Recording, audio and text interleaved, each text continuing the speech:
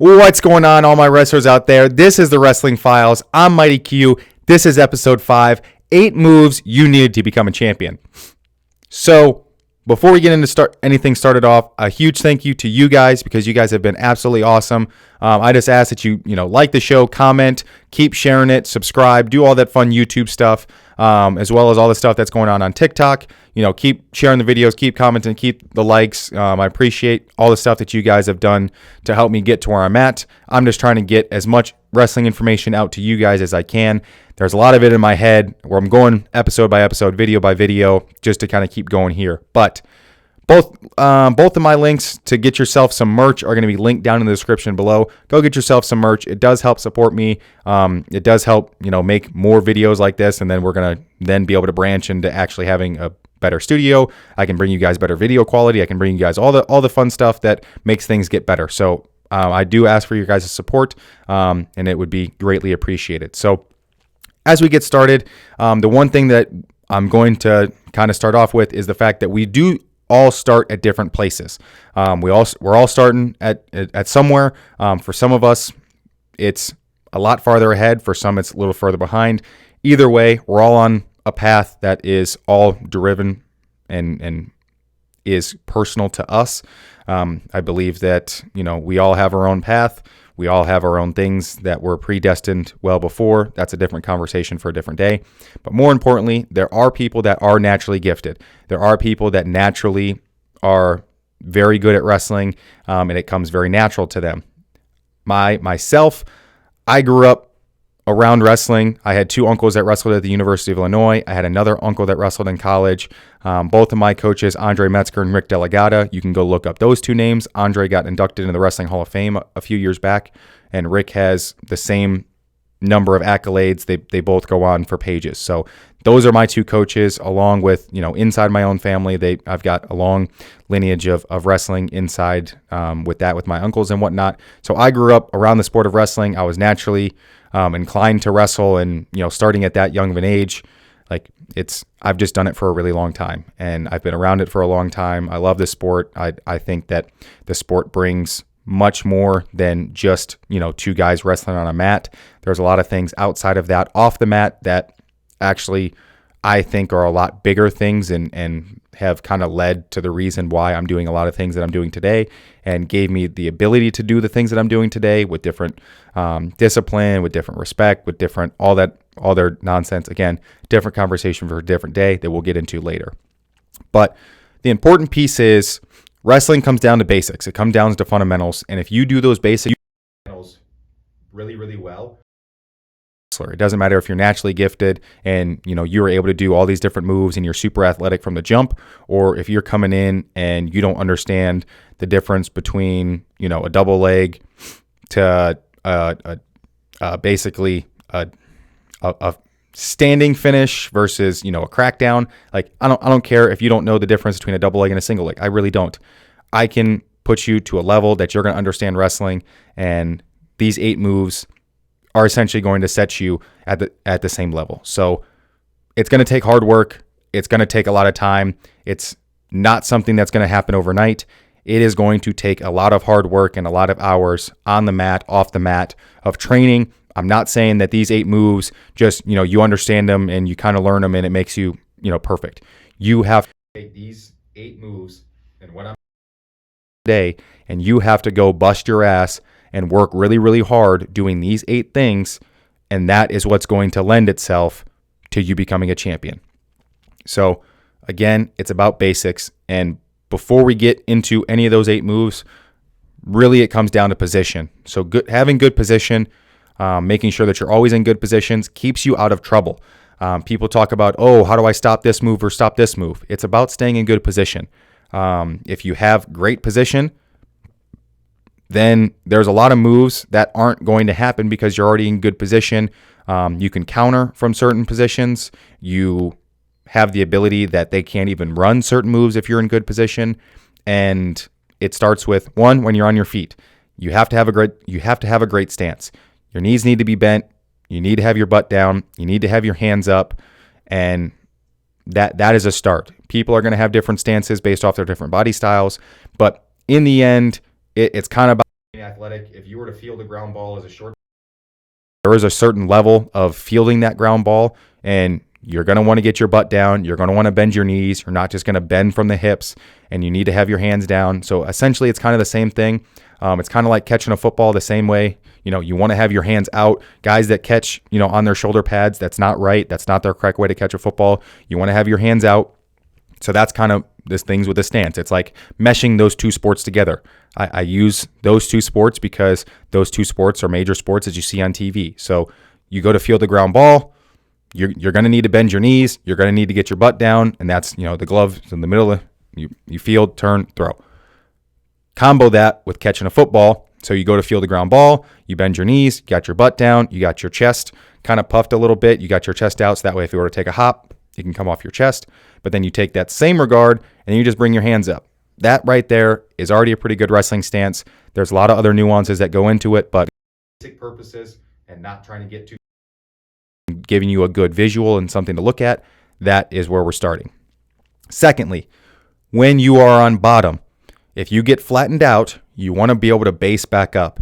Having a good base on bottom is, again, another great position. If you have a good base on bottom, it allows you to be able to work moves to escape, to reverse, and those two things are what needed to be good on bottom.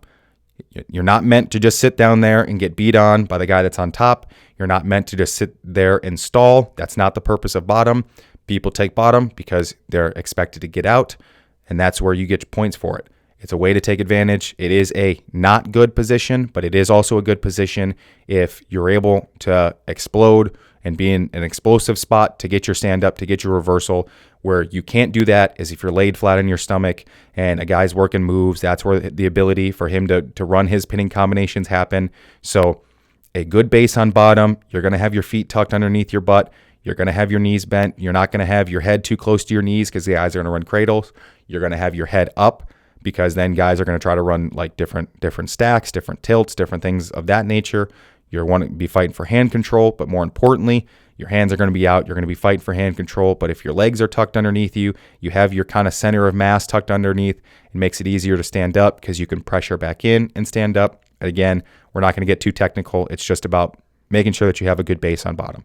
And then the other position in wrestling is when you are on top. When you're on top, you do not want to be on your knees. You want to be on your toes. You want to constantly be applying pressure down to your opponent.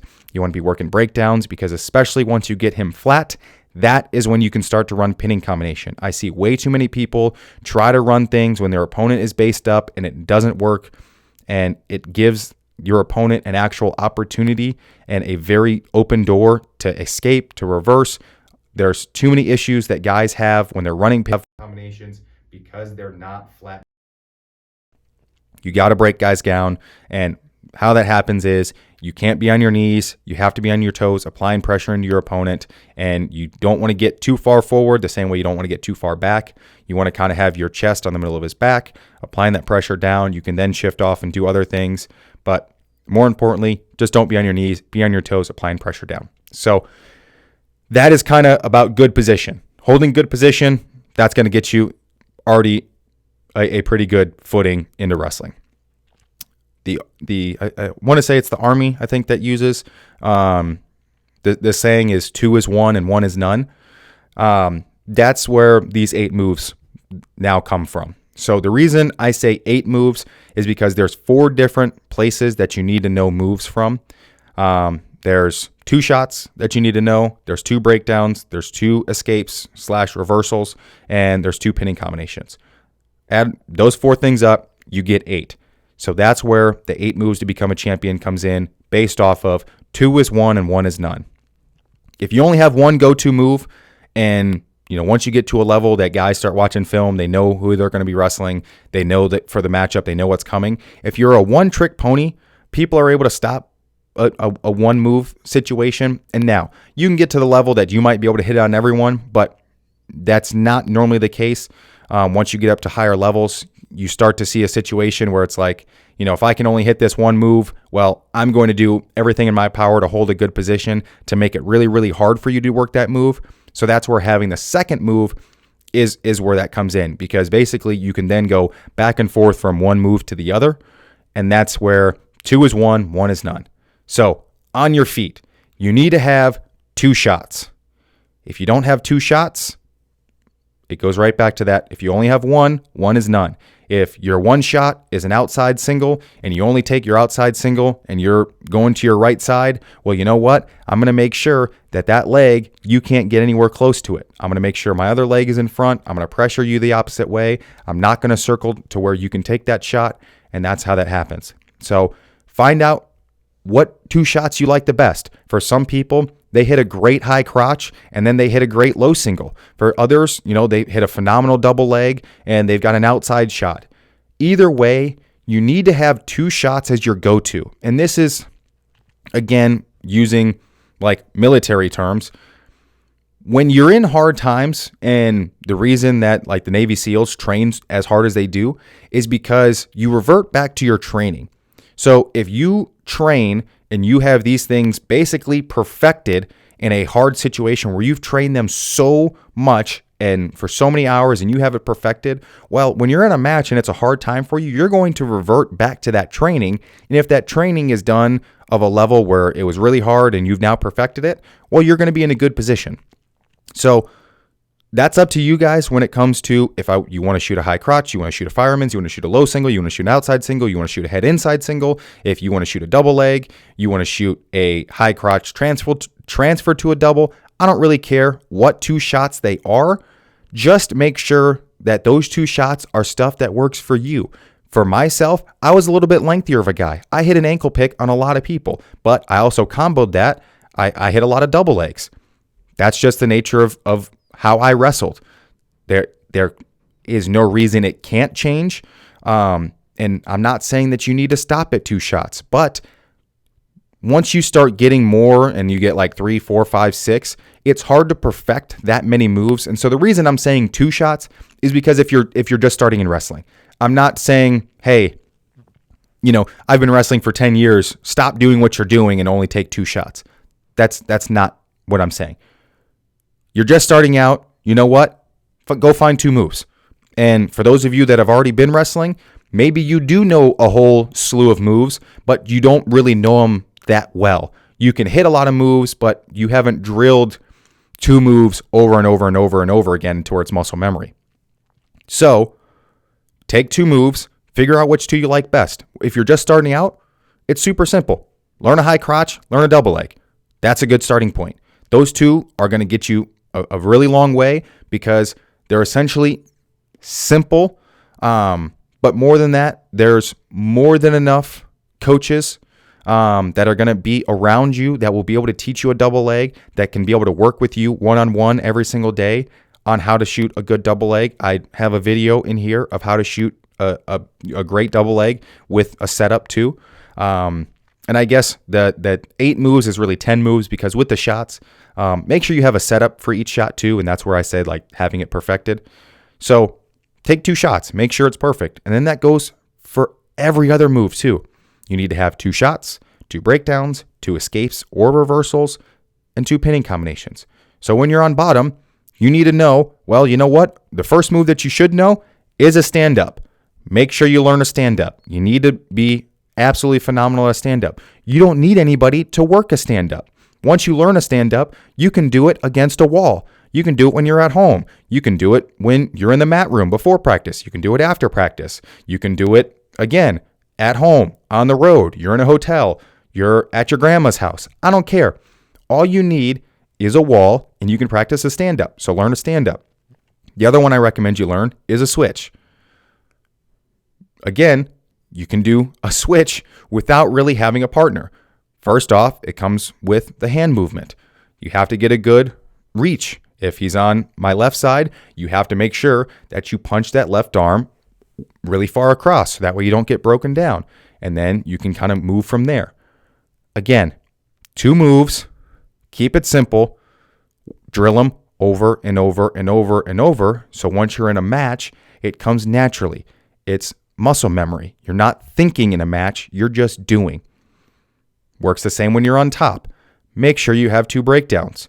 I recommend chop and bump. You're chopping the arm, you're bumping with your leg. Very simple. Another very simple breakdown. Tight waist ankle. You're taking most people are on the left side. You're taking your left hand, you're wrapping around in a tight waist. You're taking your right hand, you're grabbing it down to the ankle, and you're driving forward. Very simple move. Drill it over and over and over again. They become natural. You're not thinking about it. You're sitting there waiting for the referee to blow the whistle. Whistle blows. You're already chopping. Maybe that doesn't work. You switch to the tight waist ankle. You start to drive on that. Maybe that's not working. You switch back to the chop because his arm is posted out. The chop, now you got it. So drill it over and over and over. So now you got them broken down flat. You know what? To learn a pinning combination, learn a half. The half is the most used pinning combination in the world. You can go look at any tournament. The number one pin combo used effectively to pin people is a half. Then take your choice of the second one. There are so many moves that you can work on top. Start with a half. Pick something else. You can go chicken wing. You can go tilt. You can go cradle. There's a whole crossface series that you can work. There's Turks. There's ball and chain. There are so many moves that you can work on top. Just pick something else. One thing. You're going to learn a lot. Learn a half. Get the half. Drill it till you're sick of drilling it. Because once you get a half correct, it is so hard to stop.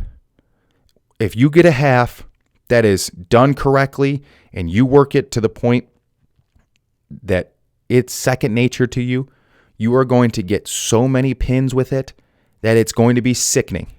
Everyone's like, oh, the half is so easy to defend because people don't do it right. Do a half correctly and drill it nonstop. Because so many people don't do it correctly, I'm going to do a video here soon of the correct way to do a half. Not enough people do it correctly. It is a move that when done correctly, you're going to get so many pins and it is ridiculous. So that video is coming soon, but that's all you need. 8 moves. 8 moves, all you need. 2 shots, 2 breakdowns, 2 escapes or reversals, and 2 pinning combinations. Now, when you think about, oh, I don't know anything about wrestling, that's all wrestling is. You get so good at 8 moves, and that's all you need. You can be a phenomenal wrestler that knows 8 moves because if you get really, really good at these 8 moves, if you know, let's say, for example, high crotch and double leg. If you start on a high crotch and they defend the high crotch, and if you come back in next time and you're shooting a double leg thinking that they were thinking you were going to shoot a high crotch, and now you get a takedown. Well, now you already know you break them down because you've got these 2 moves that you're really, really good at. You run your first pinning combo. They kind of defend it. You switch to your second. They start to defend that one. It opens up the first. You go back to the first. There's a pin. Let's say you get through the first period. Coin toss. You end up down. You either explode right back up off the whistle, knowing a stand-up, or maybe you get a reversal right off the whistle. And now, again, it's the same scenario. Either you're way better than him on your feet, and you're going to be able to get one of your 2 shots, or you get a reversal, and now we're right back in the same scenario. You work back and forth between your 2 breakdowns. You then go back and forth between your 2 pinning combinations, and that's all wrestling is. There's a slew of moves that you can learn as you go on, but essentially, to be a phenomenal wrestler, you get really, really, really, really, really good at 2 moves in each position. And it's 8 moves. It makes wrestling a lot simpler. It makes it a lot easier to digest. If I told you, hey, you got to go learn 100 moves, before you're going to really be able to be effective, most people aren't going to be like, oh man, I guess I'm going to stay here for 100 moves. Like that's kind of nonsense. Keep it simple. Drill them. Make it muscle memory. And you're going to be a phenomenal wrestler. So I know it was a bit of a repeat there for a little while, but essentially wrestling is about basics. Holding good position. You got a great stance. You make sure that you've got good position on bottom. You make sure that you're always working back to your base, and then you can work your either reversal or a stand-up or something other of that nature. When you're on top, you make sure that you hold good pressure to where you can work your 2 breakdowns, and then you can work your 2 pinning combinations, and you can just basically go back and forth between the 2 of them. You're going to eventually break them down because you're going to keep constant pressure. You're then going to be able to pin them because you're going to keep switching back and forth between one move to the next, and one move to the next, and you're going to keep working it, and you're going to win a lot of matches. So wrestling, it's very basic. Learn your 8 moves and keep going from there while maintaining good position. So that's all I got for you guys today. I hope you guys liked today's video. Go ahead and give a comment if you did, but do all the fun YouTube stuff. So like, comment, share, subscribe. That's kind of really all that there is to that. And then anything else that you guys want to learn specifically, I know that I'm going to do a half and do a half video so that way I can show you guys the correct way to run a half.